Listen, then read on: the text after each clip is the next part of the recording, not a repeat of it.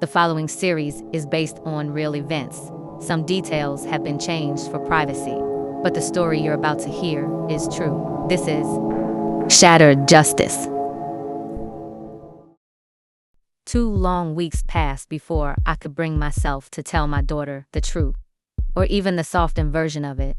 Every day during those 2 weeks, she asked to call her father every day.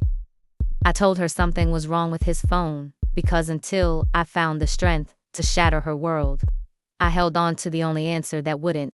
During that time, my father flew down to be with us. One day he asked me to drive him to the gas station. He went inside.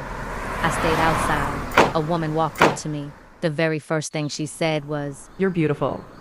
I thanked her, even though I felt anything but beautiful after everything my family had just lived through. Then she said, "Everything is going to be okay. It won't be easy, but everything is going to be okay."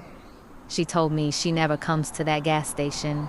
She told me about her son, a special needs child named Zion. I told her I would pray for him. I asked her for her name. She smiled and said, "I'm just a woman." And then she walked away. Her words stayed with me long after she disappeared. But nothing felt okay inside me. I wasn't sleeping at all, night after night. I lay awake with my heart pounding, my thoughts racing, my stomach twisted with anxiety. I couldn't eat. Everything made me nauseous.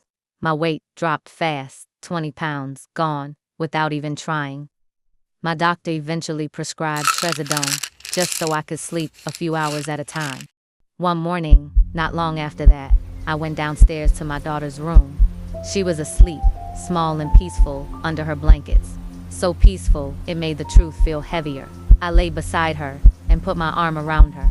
"I have to tell you something," I said quietly. She stirred, waking slowly. And when she looked at me, I knew I had run out of time.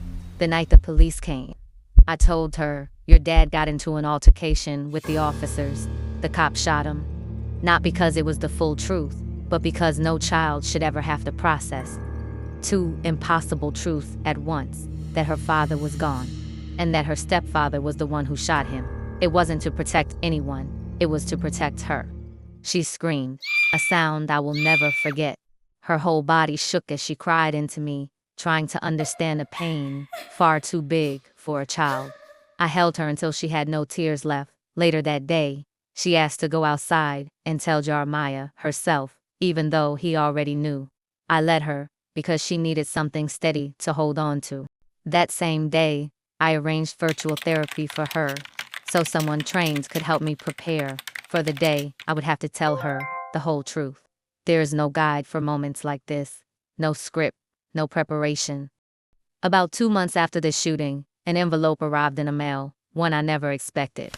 A beneficiary notice. It was addressed to my daughter, but listed in care of Jamal's sister at my address.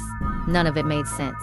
I was her mother, her caregiver, her legal guardian. His sister didn't live here, she lived in another state. I called the number on the form, and even the woman in the beneficiary department sounded confused. She repeated it. "This really doesn't make sense. I'm not sure why he would have it addressed to his sister, but sent to your address." I tucked the letter away, but it never left my mind. It felt like a loose thread, a piece of something bigger, but I couldn't see the full picture yet. While everything around us felt fragile, while I was still trying to breathe through grief and survival, the next major shift was already on its way.